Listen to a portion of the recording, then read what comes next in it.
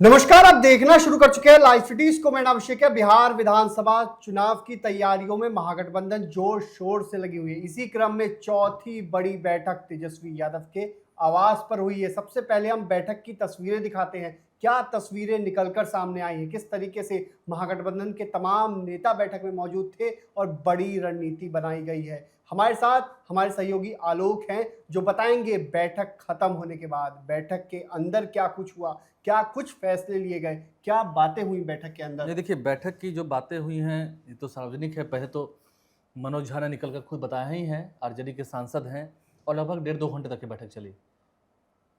अच्छी बैठक रही और बड़ी बैठक थी, एक चौथी पोलो बड़ी रोड बैठक थी। एक पोलो रोड तेजस्वी यादव का जो सरकारी बंगला है, नेता प्रतिपक्ष होने के नाते जो उन्हें अलॉट हुआ था, उसी बंगले में बैठक हुई। 1.5-2 घंटे की बैठक हुई। इसमें सोशल मीडिया के माध्यम से, मीडिया के माध्यम से कैसे प्रचार प्रसार किया जाए, इस पर चर्चा हुई है। कैसे अपनी बातों को लोगों तक पहुंचाया जाए, जो सरकार की नाकामियां हैं।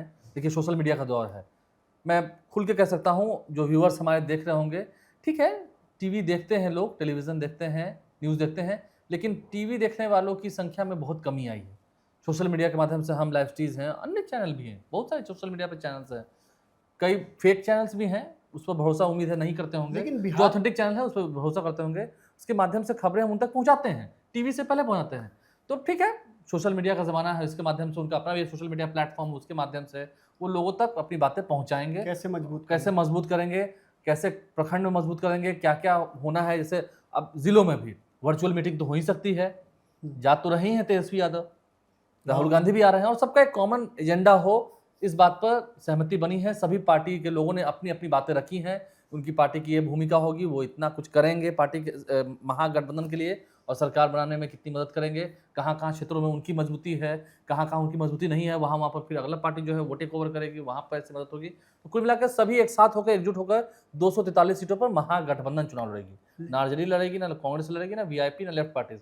महागठबंधन 243 सीटों पर चुनाव लड़ेगी। ये बात पहले भी हुई थी, आज पर इस पर कोऑर्डिनेशन कमेटी के अध्यक्ष तेजस्वी यादव है, तो इस पर बात हुई। लेकिन सीट शेयरिंग को लेकर क्या हाँ, सीट शेयरिंग को लेकर पिछले बीते दिनों मुकेश सहनी की पार्टी ने कहा था कि 60 सीटों सीट पर, उसके बाद दीपांकर भट्टाचार्य ने भी कहा कि नहीं, 45 देखिए सीट। नॉर्मल बात अगर मैं बताऊंगा आपको, एक उदाहरण दूंगा आसानी से। मेरे पास 2 फ़ोन है, तत्काल मैं 2 फ़ोन यूज़ करता हूँ। एक आईफोन है, एक सैमसंग का है, S24 है।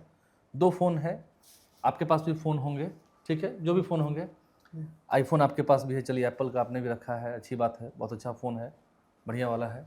इससे नीचे वाला फ़ोन यूज़ नहीं कर पाएंगे आप। इससे नीचे वाला, ठीक है, सबकी आर्थिक स्थिति है, लेकिन उससे नीचे वाला फ़ोन आप यूज़ नहीं कर पाएंगे।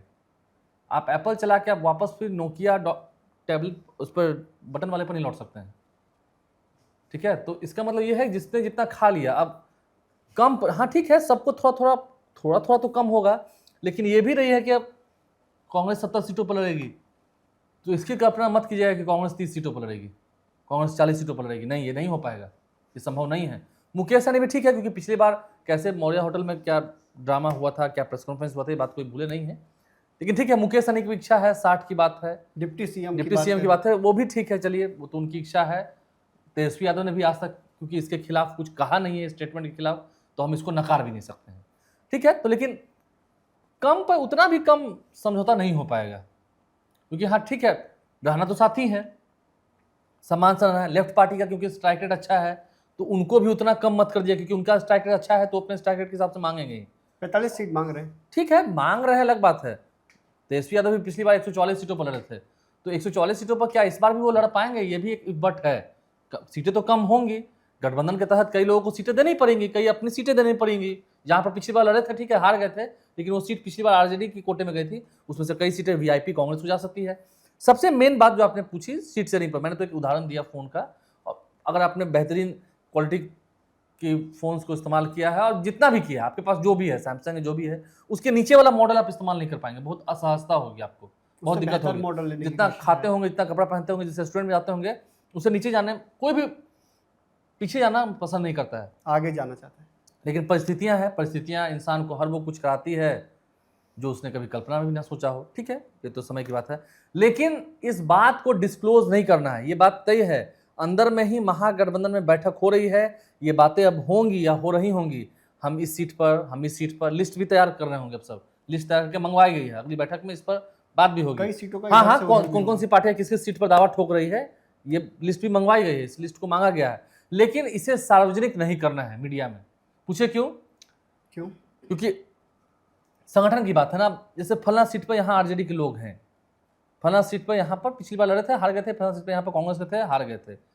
अब यहाँ पर हो सकता है यहाँ वीआईपी को सीट चली जाए, ये सीट पर आरजेडी अपनी मजबूत दावेदार देखे। क्योंकि देखिए सीट की बात होगी, इस बार सीट नहीं कैंडिडेट भी देखेंगे तेजस्वी यादव। कैंडिडेट मजबूत होना चाहिए, ठीक है, कांग्रेस का ही कैंडिडेट है, उनका ही कैंडिडेट है, लेकिन कैंडिडेट कितना मजबूत है, कितना ये जीत दिला पाएगा। आरजेडी का ही कैंडिडेट है, एक एक कैंडिडेट की क्वालिटी वो देखेंगे कितना मजबूत है, क्योंकि लड़ाई आर पार की होगी। तो फिर आप बाघ के सामने बकरी को नहीं लड़ा सकते हैं।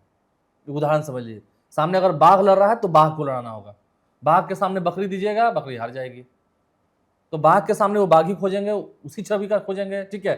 महागठबंधन पर आरोप लगाया कि ये दबंग छवि के नेता हैं, तो फिर एनडीए वाले भी बताएंगे कि ये नेता जिन्होंने जिनको आपने टिकट दिया है वो क्या बहुत साफ छवि के हैं, दूध के धुले हुए हैं। तो इसलिए बाघ के सामने बाघ को ही लड़ाएंगे तेजस्वी यादव। एक एक कैंडिडेट को चुन कर देंगे, बेहतरीन ढंग का कैंडिडेट देंगे, और इस पर सहमति सबकी होगी, सबसे राय विचार होगी। लेकिन सबसे बड़ी बात है कि और कई सीटों का इधर से उधर होना हाँ होना है, ये तो होना, कई सीटें इधर से उधर होंगी, कई विधायकों के कई विधायक, लेकिन इसको पहले डिस्क्लोज नहीं करना है, नहीं तो उससे क्या होगा, आपका संगठन कमजोर होगा।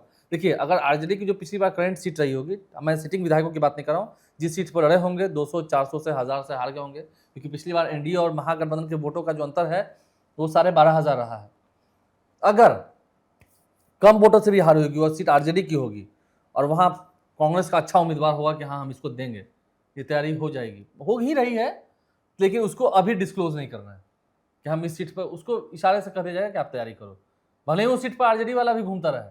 अब इस सीट पर यहाँ कांग्रेस की बात है, कांग्रेस ने जैसा एग्जाम्पल लीजिए पटना साहिब, पटना में बात करते हैं, पटना साहिब विधानसभा क्षेत्र, वहां पर क्या हुआ, पिछली बार कांग्रेस को सीट गई थी, कांग्रेस मार्जिन वोट से हार गई, नंदकिशोर यादव जो कि बिहार विधानसभा अध्यक्ष हैं चुनाव जीत गए, कई बार से जीते आए हैं, मंत्री रहे हैं। अगर वहां पर आरजेडी को लगेगा कि आरजेडी को ही उम्मीदवार देना है तो तैयारी भी रहेगी, कांग्रेस को बात मालूम भी रहेगी, लेकिन अंत समय तक इसे डिस्क्लोज नहीं किया जाएगा, क्योंकि फिर कांग्रेस के लोग डीएक्टिवेट हो जाएंगे, चुप हो जाएंगे, शिथिल पड़ जाएंगे, उससे संगठन कमजोर होगा। तो तैयारी सबको करनी है, सबको मालूम होगा, जो शीर्ष नेतृत्व है, सीट शेयरिंग के मामले पर सिर्फ शीर्ष नेतृत्व ही तय करना है, ये भी तय है, मालूम उन्हें रहेगा, लेकिन वो लोग अब किसी मीडिया वाले को नहीं बताएंगे। इशारे में जो, हाँ इशारे में जो पता कर ले, इशारा में बात करके ऑफ द रिकॉर्ड कोई पता कर ले तो वो उसकी समझदारी की बात है, लेकिन मीडिया में अभी डिस्क्लोज नहीं होना है। ये एक स्ट्रैटेजी का पार्ट है। किसी सीट पर, मतलब ये सीट पर अगर वीआईपी को जा रही है तो ठीक है, जा रही है, वो वीआईपी सुप्रीमो को सिर्फ मालूम है, आरजेडी के कार्यकर्ता को या कांग्रेस के कार्यकर्ता को जो भी वहां लगे हुए। अच्छा, तेजस्वी यादव के चेहरे पर मुहर कब लगेगी? देखिए ये बात तो है, तेजस्वी यादव के चेहरे पर मुहर की बात है, कोऑर्डिनेशन कमेटी के अध्यक्ष हैं, कई बार ये बात कहा गया है कि जो समझ गए वो समझदार हैं, जो नहीं समझे वो नादान हैं। ठीक है, मान लीजिए कि बहुत सारे लोग नादान हैं, अरे भाई एक बार खुल के कह दीजिए ना, उनकी छोड़िए, एनडीए का नेतृत्व करेंगे नीतीश कुमार, ये बातें हो रही हैं, ठीक है, कई लोग बीजेपी के दिलीप जायसवाल हो, सम्राट चौधरी हो, कह भी रहे हैं कि सीएम नीतीश कुमार होंगे, आप कह रहे हैं कि अमित शाह, ठीक है अमित शाह नहीं कहेंगे, उनका छोड़िए, आप अपना कहवाइए ना।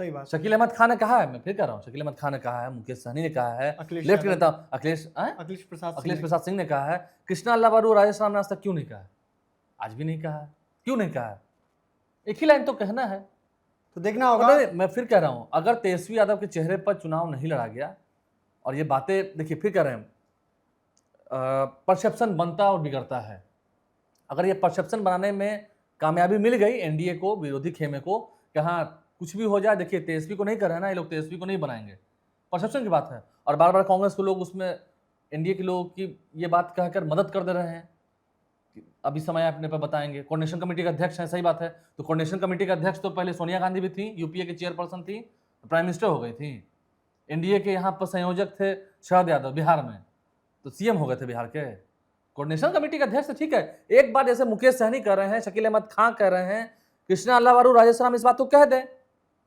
राहुल गांधी ही कह दें, मल्लिकार्जुन खड़गे की बात बिहार की है ना, और तेजस्वी यादव ही चेहरा, इस पर कहाँ कोई गुरेज है। अगर मैं फिर से कह रहा हूं, अगर तेजस्वी यादव के नाम पर साफ साफ होकर बातें नहीं कही गई और कंफ्यूजन क्रिएट हुआ, परसेप्शन क्रिएट हुआ, भारी नुकसान होगा महागठबंधन को, इतना भारी नुकसान होगा, फिर मैं कह रहा हूं, जो एनडीए के लोग कह रहे हैं कि 2010 वाली स्थिति हो जाएगी, कहीं हो ना जाए, अगर महागठबंधन की गलती से मैं कह रहा हूं, ऐसे जनता का वोट है, अब जनता के बीच में कह दीजिएगा वोटर है वो तेजस्वी यादव के नाम पर वोट पड़ रहा है बिहार में, कह दीजिएगा उन्हीं को मुख्यमंत्री नहीं बनाएंगे, परसेप्शन क्रिएट कर दीजिएगा, चुप रहिएगा। मौन रहने का मतलब क्या है? मौन रहने का मतलब है सहमति देना।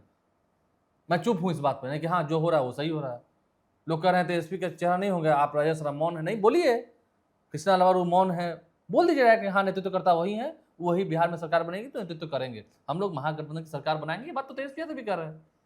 तो महागठबंधन को खुलकर बोलना होगा और खुलकर घोषणा करनी होगी, सीट शेयरिंग के जल्द मामले पर भी घोष चुप्पी करनी होगी रहेंगे। और सीट शेयरिंग के मामले में चुप्पी साधनी होगी, क्योंकि बड़ी प्लानिंग तैयारी पूरी है, होगी, प्लानिंग पूरी होगी। प्लानिंग है, अंदर खाने में बात तैयारी हो है, रही है, अंदर खाने लेकिन में क्यों तैयारी डिस्क्लोज है। करें, डिस्क्लोज क्यों करें अगले को अपना प्लान बताने के लिए? तो इतनी समझदारी के साथ महागठबंधन काम कर रही है। तो एनडीए को चुनौती देने के लिए महागठबंधन की बड़ी तैयारी है, 4 बैठकें हुई हैं और तेजस्वी यादव के नाम पर अभी भी मोहर नहीं लगी है, जिसके कारण भारी नुकसान झेलना भी पड़ सकता है। बने रहिए लाइव सिटीज के साथ, हमारे यूट्यूब चैनल को सब्सक्राइब करिए, को लाइक करिए। धन्यवाद।